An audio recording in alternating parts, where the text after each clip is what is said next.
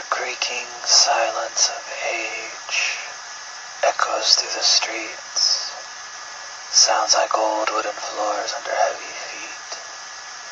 All of the children once running around have evacuated, or maybe they just disappeared. Where have all the children gone?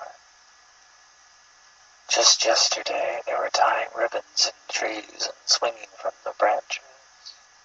They were leaping over hot coals and swooning at anything.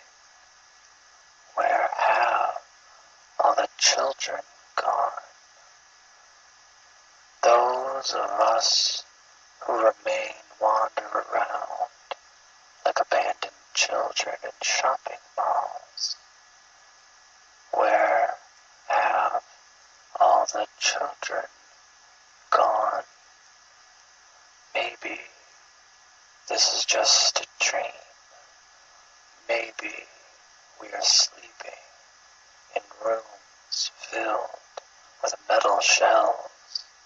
If we put our ears to those shells, they would tell us stories of how they were emptied by the fingers of fathers, emptied into the flesh of their sons and daughters. Where have all the children gone?